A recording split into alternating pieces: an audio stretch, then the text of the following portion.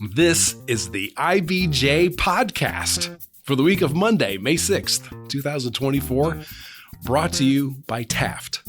I'm your host, Mason King. Welcome back to the podcast, everybody. Less than 2 weeks ago, everything that we had assumed about the future of pro soccer in Indianapolis and the creation of a publicly owned downtown stadium for the Indy 11 soccer team received a swift kick between the stitches. With head-spinning speed on April 25th, the owner of the Indy 11 accused the city of backing out of the stadium deal. Then Mayor Joe Hogsett announced that the city indeed had stopped stadium negotiations, believing the numbers didn't add up. Indy 11 representatives disagreed. Hogsett also said the city had been working with an undisclosed group of investors who believed they could bring a Major League Soccer franchise to the city. In fact, Hogsett disclosed that he had just met face-to-face with MLS officials in New York and believed the time was right for Indianapolis to take its shot at the top rung of American professional soccer. And that is about as succinct a synopsis as I can give you. But this set of events has a bewildering number of layers. The Indy 11 is owned by the same man who owns the development firm Keystone Group, which planned to make the stadium the centerpiece of a $1.5 billion sports, business, and residential campus downtown. In fact, it already has broken ground on the site. State legislators gave Indianapolis the means to harness tax revenue to pay for the majority of the stadium, and now the city has proposed using the same tool for a publicly owned soccer stadium that could be built a couple blocks east of Gainbridge Fieldhouse. City-county councilors, who would have to approve the taxing district, have been skeptical and non-committal. In the meantime, the Indy 11 continue to play on the IUPUI campus, having built more than a decade of relationships and goodwill in the city soccer community. Can two pro soccer franchises exist in the same city? And does this anonymous ownership group really have the wherewithal to even cover the entry fee for MLS, which most recently was $500 million? IBJ reporter Mickey Shuey is uniquely qualified to cover the story since two of his main beats for IBJ are the business of sports and real estate development. For the podcast this week, I have invited him into the studio to lay out a clear timeline of events and, more importantly, to help unpack and unravel all of these issues while looking ahead to what might happen next. Here's our conversation.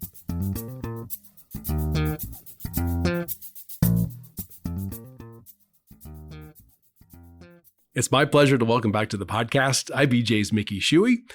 So, Mickey, let's put a timestamp on this interview since the story is moving so quickly. We're conducting this interview on Thursday, May the 2nd. It's about a week after everything that most folks thought they understood about the future of professional soccer and the plans to build a soccer stadium in Indianapolis changed. Is my recollection correct? That is correct. So this is a snapshot of where we are, but starting with where we've been. And for the folks who are just casual soccer fans, we're going to bring the ball upfield at a very deliberate pace. And if you really know nothing about soccer, this question is for you. What is the Indy 11? Well, thank you for having me back, Mason. It's great to be here. Indy 11 is the city's professional soccer team that was founded in 2013 by Ursal Özdemir, a real estate developer here in Indianapolis. It plays in the USL Championship League, which is essentially a second-tier professional league, whereas Major League Soccer is kind of the tops in the United States and Canada. Right now, it plays its games at the outdoor Michael Carroll Track and Soccer Stadium on the campus of IUPUI, soon to be IU Indianapolis. And the team is still trying to kind of break through when it comes to on-field success, especially in recent years. Its most recent campaigns have not necessarily been what Ursal's been looking for in terms of wins and losses. So they're still trying to break through there. Yeah, it's early in the season. I think they're 2-2-3 right now. I think that's it. Or 2-2-4 right now. Yeah, and they got a big win on Saturday. Of course, after all this stuff kind of came to bear, they won 2-1 in that game.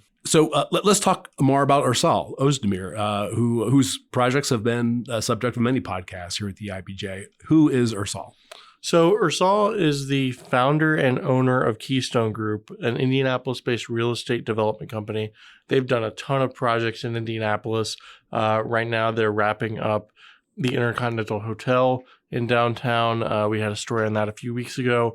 They've also got a lot of projects up in the Carmel area. They've got another one that they're working on near Keystone at the Crossing. So they've got a lot of balls in the air right now. And this to me is a key point in this whole drama for folks who aren't really familiar with it. Özdemir, commercial real estate developer. He develops a wide variety of projects. Parking garages, the Broadable parking garage was Keystone's. Apartment complexes, office buildings, academic buildings, student housing. A lot of times there are projects that combine elements of those. Those are what we call mixed use projects, where we would have maybe apartments, that a little bit of office space, and maybe ground floor retail. Are there any other owners in Indy 11 besides Ursal? In fact, there's 7. A lot of them are business people. You've got Chris Traylor, you've got Quinn Ricker, and numerous others, according to Indy 11's website. And they're all, as I said, business owners and executives here in Indiana. But Ursal is the owner and the majority owner and chairman of the team. Yeah, for sure. He's the face of the franchise. Yes. Now, from the very beginning, at least my recollection is even though Indy 11 wasn't going to start in Major League Soccer, that was the intention. That was the direction where Ursal wanted to go. I mean, I assume that's pretty much where everybody who starts a soccer franchise wants to end up in America, is in Major League Soccer. So what have they done to become part of Major League Soccer? So there have been efforts in the past to get Indianapolis into Major League Soccer. Even as far back as 2013, conversations were starting with MLS at that time. But the biggest push that the Indy 11 have made was in 2017, when Major League Soccer essentially said, like, hey, we're going to open this up for bids, and we're going to pick a few that we like to expand by 2020. Indy was one of, I believe, 10 cities that went after Major League Soccer at that time. MLS ultimately chose Cincinnati and Nashville as part of that expansion. So, of course, they passed over the Indy 11's bid, but that made Ursal even more determined to go after MLS in the future, and that's kind of led to what we're seeing now, and we'll get into with 11 Park and his announcement in 2019 that he was going to build this mixed-use stadium district, which at that time is something that the MLS was starting to really lean into as a concept that they wanted to have incorporated into. Am I remembering this correctly, that when Cincinnati was promoted, if you will, to MLS status, they already had a stadium, like a proper soccer stadium? I mean, that was one of the things that was compelling about their bid. So what Cincinnati had was they had a plan for their stadium. That was the big thing. They had a coherent, cognizant plan of how they would build what is now known as TQL Stadium, which is in the west end of Cincinnati. It was considered state-of-the-art. They were playing at that time at Nippert Stadium, which is where the UC Bearcats play football games. But they had this plan together, and that's always been the thing for MLS. They like to know that there's a plan ready to go that can, like, you can get shovels in the ground tomorrow if you need to get something done. And that you have the political support behind you to do that. And there are a lot of second-tier league soccer teams in America. And like I said, I mean, everybody wants to be part of MLS. And so, Indy 11 certainly is not alone in groups that have been trying to lobby MLS over the years. Oh, absolutely. I mean, you've seen Detroit, you've seen Phoenix, you've seen Las Vegas and Louisville. All of these cities have gone after MLS. Some of them have stadiums or have had stadiums ready to go. But for one reason or another, MLS was like, we'll think about it. So, I mean, Ursal knows this, and he and his ownership group have been trying to get the ball rolling, if you will, on construction of a stadium. Now, tell us about those efforts, and specifically, how do you pay for it? So as I said, Ursal's been interested in having a dedicated place for soccer in Indianapolis, essentially from the beginning of the franchise. He has petitioned the state legislature several times for financial support to build a stadium, with those efforts failing in 2014 and 2015. At one time, there were considerations for just giving renovations for the Carroll Stadium, which Ursal was not a big fan of because he truly felt there needed to be a soccer-specific venue here in Indianapolis. So in 2019, the Indiana legislature did give Indianapolis the ability to create a special taxing district as part of a much larger bill that also gave funding for the Gainbridge Fieldhouse expansion and retention of the Pacers here in town. And that taxing district is known as a PSDA, a Professional Sports Development Area. And through negotiations between the city and the Indy 11, it would essentially provide funding for construction for a large portion of the stadium by collecting certain tax dollars around the venue through cherry-picked sites across downtown. Yeah, they just outlined, I mean, you just look at the big map and say, here are all the properties that would contribute certain taxes to, and if we want to get really specific, it was to pay off the bonds that would be used for construction of the stadium. Right. And it's a super complicated topic, so we won't necessarily dive into that too deeply, but it is important to note that there was one big stipulation in that agreement, and that is that Ursal or whomever was trying to build the stadium had to pay at least 20% of the construction cost. And that could be either through cash or debt service. And the state, through these PSDA funds, would pay for up to $9.5 million per year in funding for this project. So at that time, the stadium was projected to cost anywhere from $150 to $200 million. So it would have covered that 80-20 split. Now that's a little bit more nebulous because construction costs have gone up for not just Indianapolis projects, but all stadium and other construction projects across the world. So it's uncertain if that $9.5 million would actually have covered the entire 80% that everybody kind of likes to simplify it as. And now to broaden the context a little bit, by that point, 2019, Indy 11 and Keystone had proposed that the stadium would be the anchor, kind of the anchor piece inside of a much more extensive mixed-use development that, as you say, was called 11 Park. It would have office space, apartments, retail, and so on.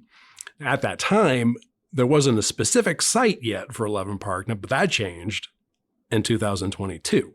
Yeah, so in June 2022, we reported that Ursal and his team had purchased the site of the Diamond Chain Manufacturing Company, which had announced that it was winding down operations and planned to close last year, which it did.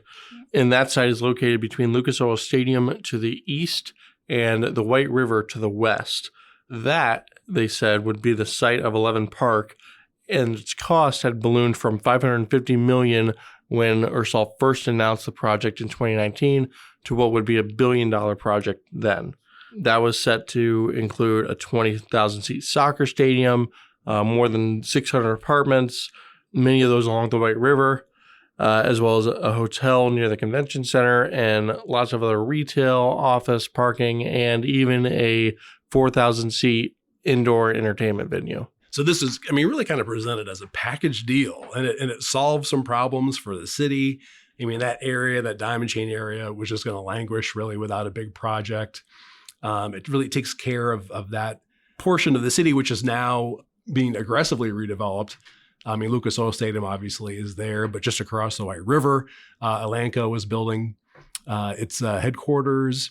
As you are literally reporting today, the state is issuing proposals or kind of a request for proposals for other land that's over there. So it just complicates the thing just even a little bit more, because we're not now just talking about a stadium. We're talking about a $1.5 billion development. Yeah, because that's what the project cost is now, $1.5 billion. And when we talk about a mixed use development, this is about as mixed use as it gets. There is no more mixed use than this. So they have since broken ground, if I'm not mistaken, on the project. Correct. In May 2023, they broke ground on 11 Park. And that was a ceremony that was attended by Governor Eric Holcomb, lots of dignitaries, even Indianapolis Mayor Joe Hogsett. At that time, Keystone started clearing the site. All of the former manufacturing facilities there have since been torn down. So everything seems to be going okay. And then we have a new event in December of 2023. Indianapolis City County Council approves the taxing district that the state was requiring that would supply, again, the majority of the funds for constructing the stadium part. Correct. And again, now by about that point, the stadium, they were saying was going to cost, what, $150 to $250 or? So they actually at that point had updated their estimate for the stadium. At that time and up to now, it's been expected to cost around $250 million. And as noted earlier, with that, however, the rest of the development has increased in cost from a projected $1 billion to $1.5 billion all in. So this almost brings us up to date. So we have the taxing district for the stadiums approved by the city. Keystone has possession of the site. It begins preparing the site. What else needed to happen? So essentially, the next step in that process would be the city presenting the PSDA map to the state budget committee specifically, the group that basically has oversight of how tax dollars are used in the state. And with that, the city is also expected to present a fiscal analysis of how they projected, or their analysts would project funds from 11 Park, from the various parcels that they picked for the PSDA, to essentially raise funds to pay off bonds for this project and determine whether there would be, not to get too jargony, but enough coverage from the state taxes to pay for the commitment of up to $9.5 million per year. So it's the state still needs to do its own due diligence, Correct. Though based on an analysis from the city, or I think the Capital Improvement Board, which is essentially the city in this situation, just to make sure everything is according to oil. But the city would need to submit that to the state. Am I right that there also were to be additional negotiations between the city and Keystone about whether the city could provide incentives for the rest of the 11 Park development, just separate from the stadium? But, as the city often does in large construction projects, providing some sorts of financial sweeteners to make it more economically viable. You're absolutely right. So city officials and Keystone came back to the table in December after the PSDA was approved and basically said, let's start talking about what the rest of this looks like. How do we make sure that we can get this project done? And essentially what happened is, from the city's perspective, they said that things just didn't add up. They weren't going to be able to complete negotiations on this project because they were concerned about risk to taxpayers. They basically said that there was too large of a funding gap. They have not, at this moment, at about noon, they have not said how much the funding gap is specifically, but they've told us that it was millions of dollars per year for the entire project, not specifying whether that's just the stadium or the private development portion yet. But we do know that Keystone was asking for up to $243 million in tax increment financing dollars. And essentially those work by collecting the increased value of properties within a specific area and taking those proceeds to pay back bonds. But that money was not for the stadium, but for a parking garage? Actually, it was for up to 3 parking garages totaling 4,000 spaces. Oh, okay. And those garages would have been able to be used throughout the year, including for Colts games and other events, but they would have been situated at 11 Park.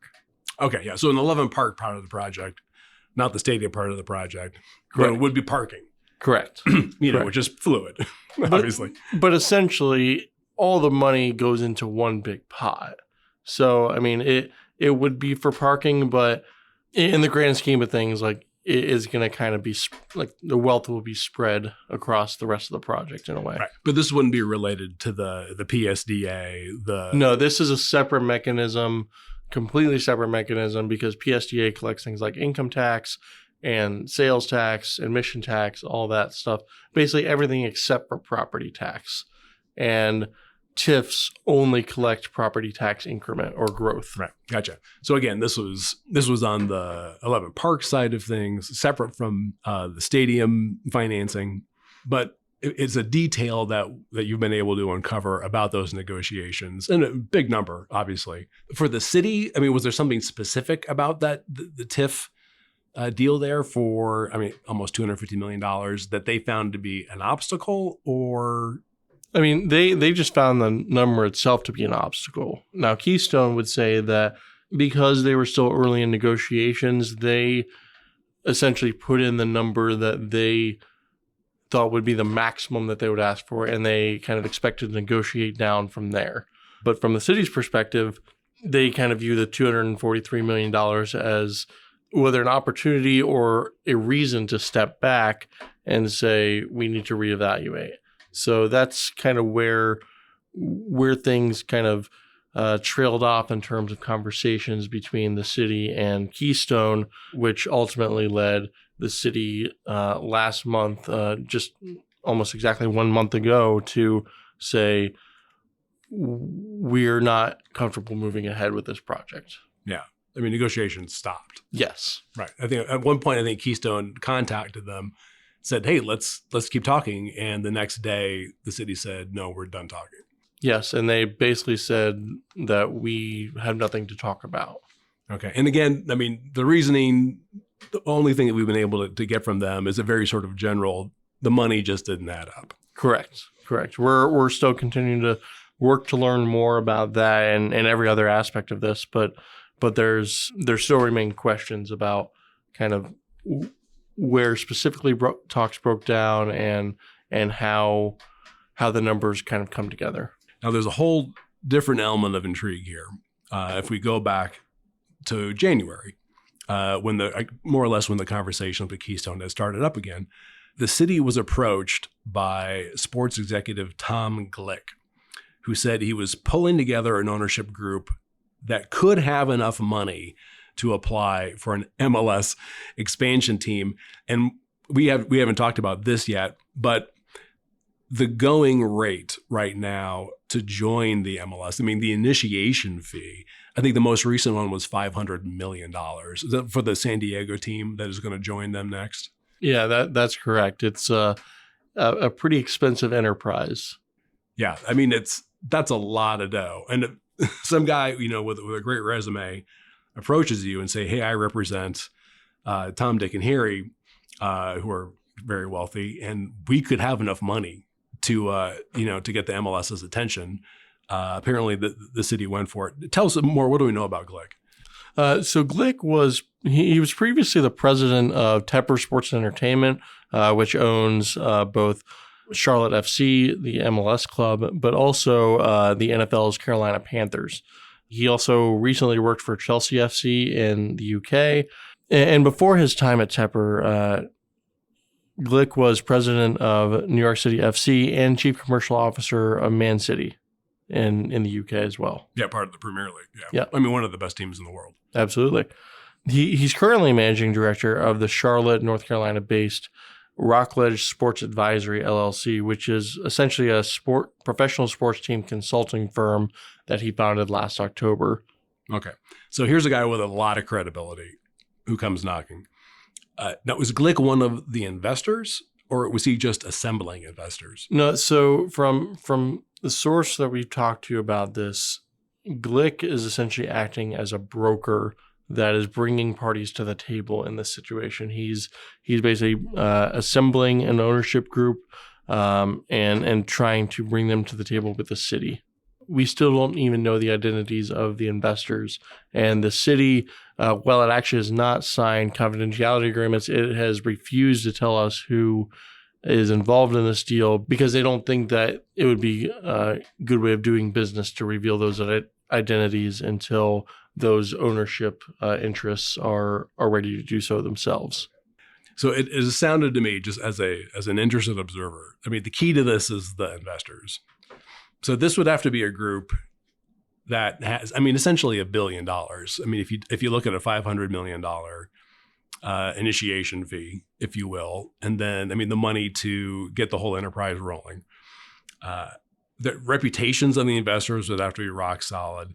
These would have to be the people that the city is comfortable with and whose financial positions are beyond reproach. So if we're just talking about billionaires in Indiana, the list is pretty short.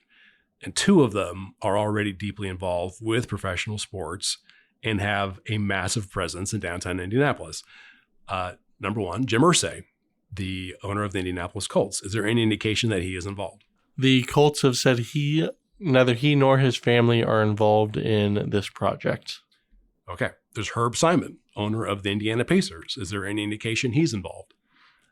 You know, the Pacers released a very brief statement essentially saying that they always are happy to support new ideas for sports in Indianapolis, but they would not give any indication one way or another whether there's involvement there. Okay. Not a yes, not a no.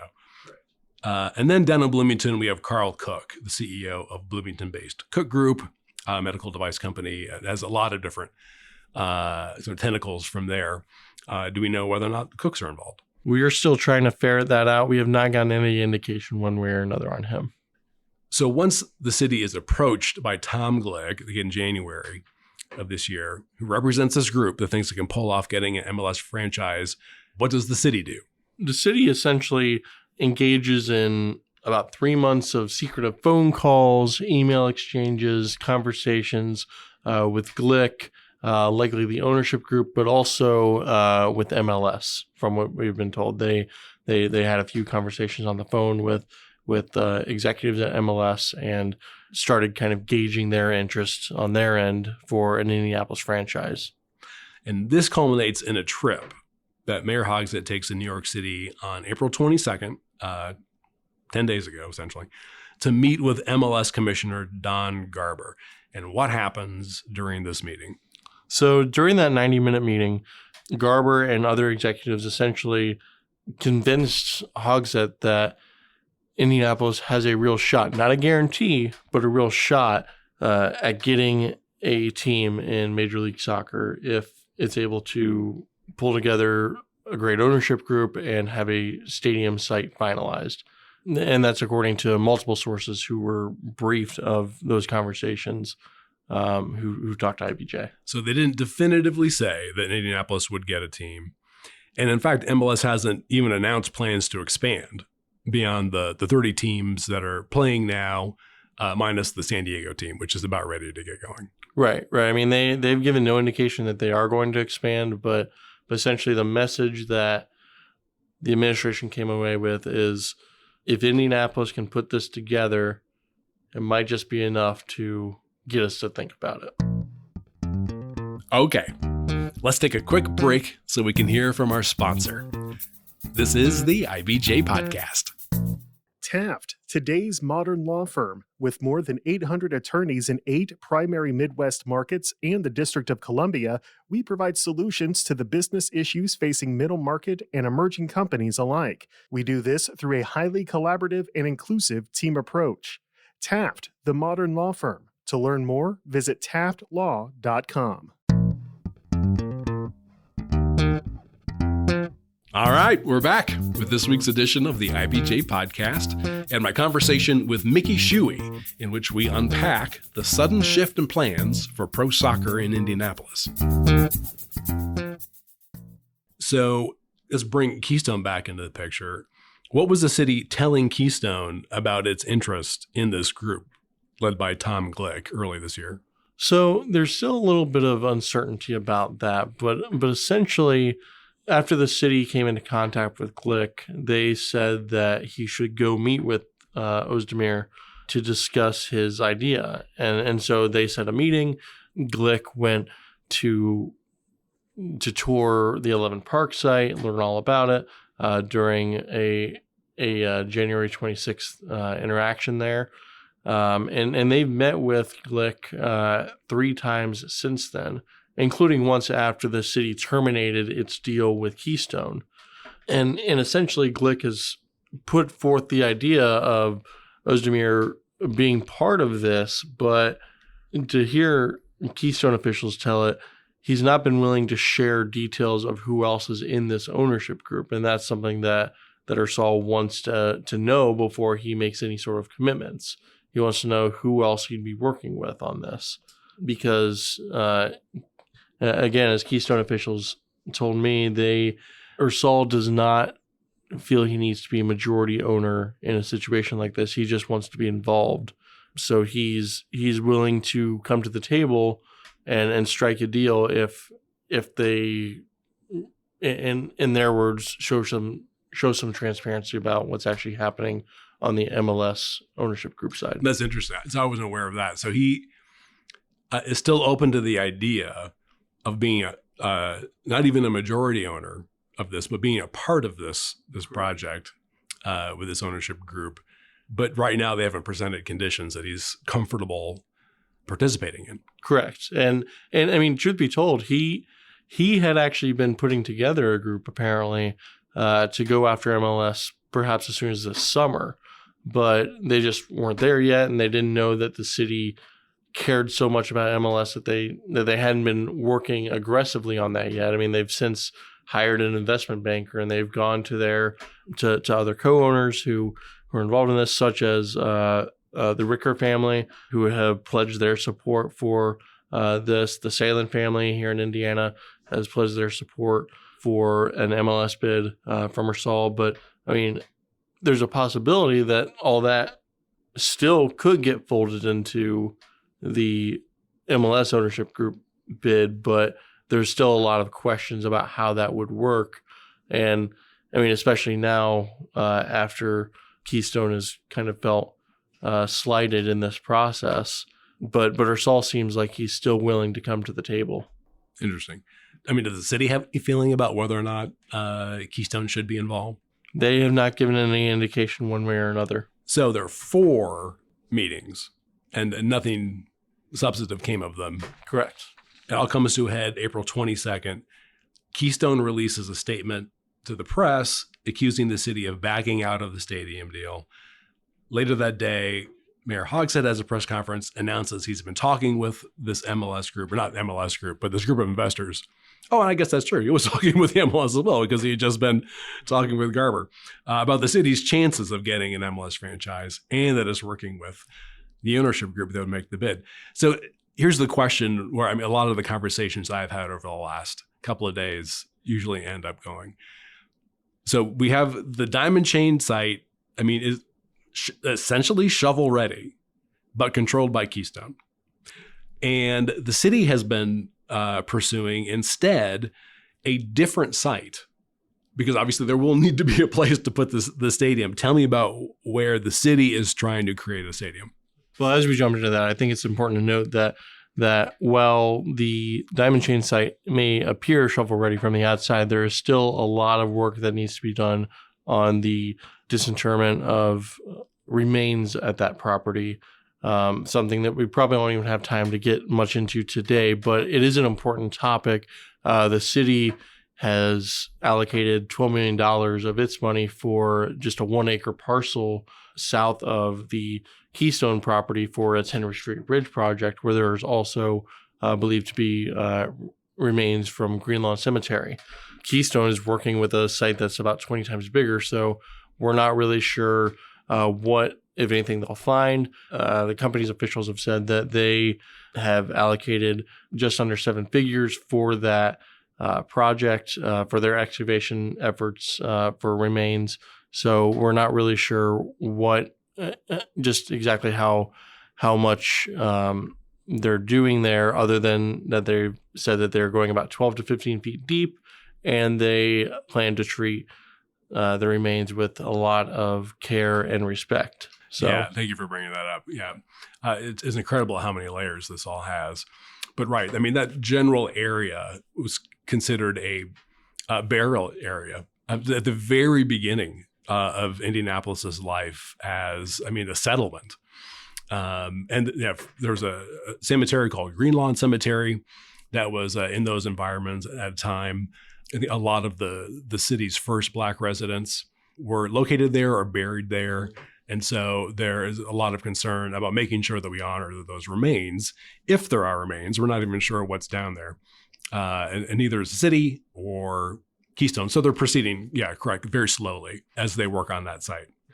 But in terms of the other site, the city has considered this site to continue to be a possibility, but there is another site that they're looking at, which is essentially a massive parking lot between the Virginia Avenue garage and the heliport site on the north side of the CSX tracks that cut through downtown. So shorthand, I tend to call that the heliport site, but its address is 355 East Pearl Street. Depending on how you slice it, it's anywhere from 8 acres to 15 acres, depending on the properties you can acquire around there. But that is the site that the city is trying to get through additional steps in the local legislative process to establish a PSDA there, similar to what is already at the Keystone site. Similar to what had happened with the Keystone site, the Diamond Chain site. I mean, the city always had the ability given to them by the legislature to create this PSDA for this use. Instead of it being a taxing district for the Diamond Chain site, it would be a taxing district for what we'll call the heliport site. And talk about extra layers of complication. The heliport is controlled by, am I correct, the Indianapolis Airport Authority, which is in a very long process of decommissioning the heliport, which is opposed by some very important people. Yeah.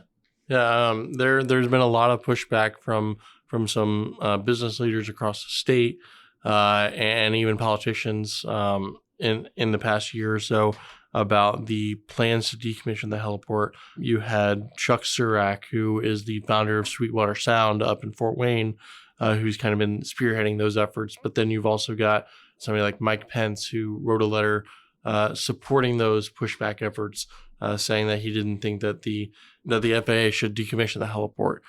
And then you've also got entities like the IADC, which last year utilized the heliport as part of its efforts tied to the bringing in companies for the Indy 500 and giving tours of sites and things. So it's clear that there's been some uses for it, but what's not clear is how sustainable those efforts are if it's not operated by the Indianapolis Airport Authority.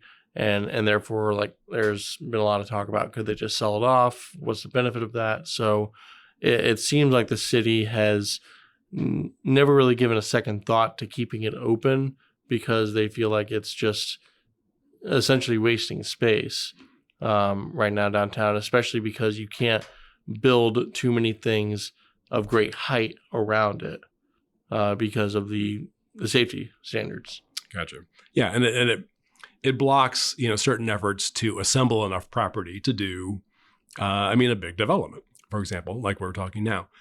So maybe the bottom line is, does the city control the land that it needs to build a stadium?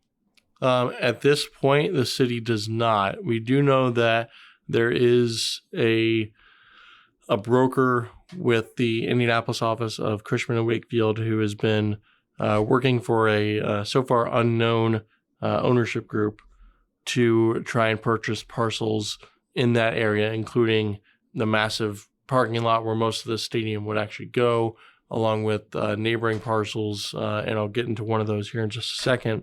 But they have not had any success yet in finalizing deals for those, at least that we've been made privy to. One of the property owners, in fact, a woman named Lena Hackett, She previously was on the Metropolitan Development Commission, one of the more powerful commissions in the city, and she's also acquaintances with Ursula Özdemir.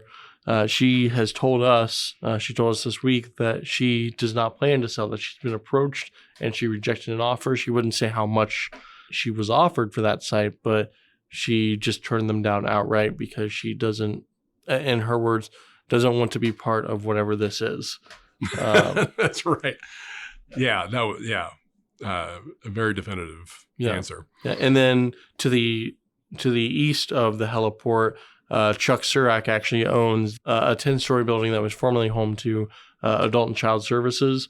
He said he'd actually be open to developing that site into a helistop, which is essentially where people can hop off their helicopter to hop on and then go, almost like a glorified helipad, but you can't have a helicopter there or these electric flying vehicles that he and others are proponents of coming to Indianapolis down the road. You can't store those there long term. You'd have to fly them out to the airport or something like that first.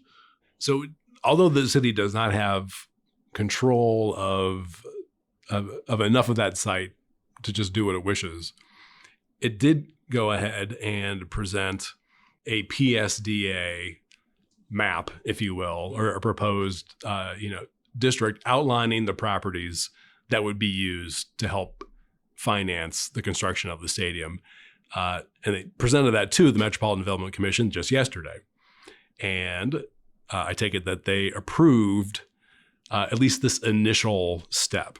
Yes, they gave preliminary approval. They voted 7 in favor, 1 against, to approve that. There was not a public hearing for that, but there were upwards of 100 supporters of Indy 11 in the room, packing most of the seats in the front to kind of show their support for the Diamond Chain site and the Indy 11 efforts. But that approval basically moves this project, moves this plan on to the City County Council, where it certainly could face an uphill battle.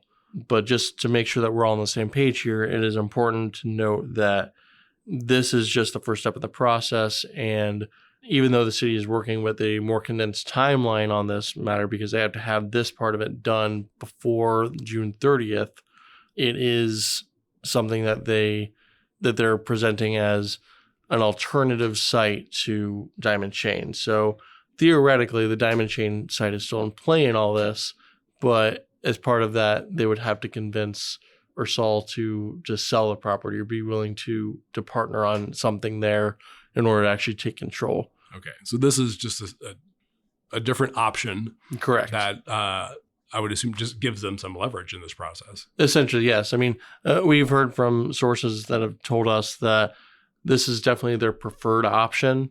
The city has not been willing to confirm that, but the sources told us that this is the route that they want to go, and the Diamond Chain site is essentially a last resort. No kidding. Interesting. So what does this all mean for the Indy 11, the soccer team? Do we know anything about how this affects the Indy 11, at least in the short term? Well, in the short term, we're still trying to kind of unpack that. I mean, the Keystone has committed upwards of $26 million already for development of 11 Park. Like, that's money that they basically already written checks for.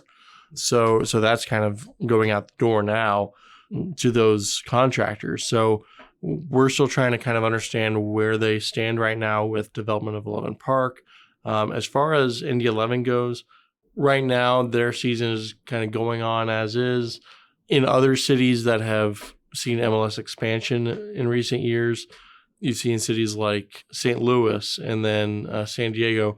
Both of them had pretty ardent supporter groups for each of them had a USL team.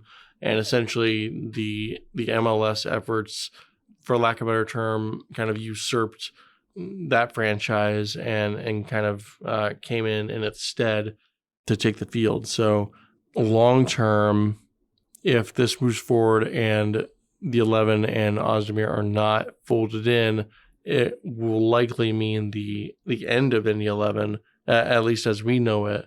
because it would be replaced by an MLS franchise. Right. If it is replaced. Correct. If they get the MLS franchise. What then does this mean for the development of 11 Park? As you say, Keystone has already invested, or says has already invested $26 million in the development there. Can they proceed without the stadium part? Right now, that's something we're still trying to understand. We sent numerous questions over to Keystone, and this is one that they have yet to answer. So we're hoping to get more clarity on where things go from here for 11 Park and whether it could be developed otherwise here in the coming months. But I would say that they're probably not going to do anything with changing trajectories until after this process that the city is going through for this PSDA has been finalized, because there still is a possibility that the city does not secure a PSDA map approval for this heliport site. Frankly, there's still technically the opportunity for the ownership group, who will have the final say in where it wants to go between these two sites. It could pick the Keystone site and choose to work with Ursal on that. So we kind of have to just wait and see where things go with that. That's fascinating. So we don't know what the ownership group necessarily prefers. Right. And unfortunately, because we don't know at this moment in time, because we don't know the identities of the ownership group, we can't ask them these sorts of questions about what their thinking is on this process and understand how they plan to go about bringing a franchise here, let alone executing these deals. So Keystone right now does it just put everything on hold until everybody shows their cards? To continue doing some work on the 11 Park site? Well, I did see people putting up some fencing around 11 Park yesterday when I was out there. There were only a few people out there. I mean, it was a Thursday around, it was a Wednesday around 10 a.m. or so. So, I mean, you would think that an active construction site would have a lot of people there at that time, but it's a question mark. Yeah, it's hard to say. Construction schedules now and the availability of labor and yeah. Oh my goodness. I mean, there's so many things happening downtown. It's really hard to draw a conclusion. Yep. Just by what you see at a site. And lastly, since the City County Council would need to approve the PSD, do we have any sense of what the City County Council thinks about all this? I'm so glad you asked, Mason. So, are you? City County Council, we know that the Republican caucus, which consists of 5 members, they have essentially come out and expressed their surprise and apprehension about this process. On the Democratic side, we know that caucus met last week and discussed this matter, and they issued a statement earlier this week that said, "We have more questions than answers." And following the vote by the MDC on Wednesday, Kristen Jones, who represents District 18, which does include both of these sites within it. Oh, is that right? Yes. Is that right? Yes. Kristen Jones represents, for the City County Council, the geography that includes both of the sites. Yes. Oh, my goodness. Yes. Because, I mean, she obviously was a very vocal proponent of the Diamond Chain site when that was the presumed site. Yeah. Yeah, and she's been a very ardent supporter of that. And she essentially came out and said that if the city is looking for a sponsor for its proposal for this new PSDA map, because the city does have to have a council sponsor in order to actually get a hearing on these matters, she would not be that person. They need to look elsewhere. So she is against this proposal as it stands. And she has said that... For the heliport site. Yes. And she has said that she has essentially the full weight of council behind her. It's her and 23 other members of council behind her that are supportive of her right now. So whether that ultimately means that council just will not hear this, we don't know. They next meet on the 13th of May, where this theoretically would be introduced, but we're not really sure if that's going to happen, because the city will have to look elsewhere to get a sponsor for the bill. That's really interesting. We should point out for folks not from Indianapolis, the City County Council is predominantly, vast majority of it is Democrat, and Mayor Hogsett is a Democrat. And they typically have worked in cooperation on large-scale projects like this. Yes. And typically, of course, the Republicans are the dissenting party on a lot of things, and it's quite rare that you see such alignment on something like this among the Democrats and Republicans on council. So an interesting bipartisan moment for them. So again, what we have is this is what Kristen Jones says. We haven't spoken in detail to the other counselors about where they stand. We have not yet. We did try to speak to Democratic caucus leader Maggie Lewis yesterday. She declined to take questions, and we're trying to get in touch with other members of council as we speak. Okay, so their meeting is again May 13th. May 13th. Okay, so we have less than 2 weeks. Yep. Okay. Well, I mean, we will be watching very closely, and you've been doing a great job on this story. And folks probably already have this in their mailboxes, but we have 2 very large, detailed, and very helpful stories that you've written in our paper that comes out for us tomorrow. So I urge everybody to take a look at those 2. Thanks so much for sitting down and talking me through it. Yep. Thanks for having me, Mason. My thanks again to Mickey Shuey. As I mentioned, he has 2 stories in the latest print edition of IBJ detailing the city's shift in strategy and how the Indy 11 stadium deal fell apart. Also in this week's issue, John Russell explores the shortages of Eli Lilly and Company's new diabetes and obesity drugs. And Susan Orr explains how 1150 Academy is shifting its focus from coding and cybersecurity to artificial intelligence. And again, you can find these stories in the latest print edition of IBJ, or, of course, online at ibj.com. And thanks again for making time this week for the IBJ podcast. I'm Mason King. Hang in there, everybody. We'll be back again next week.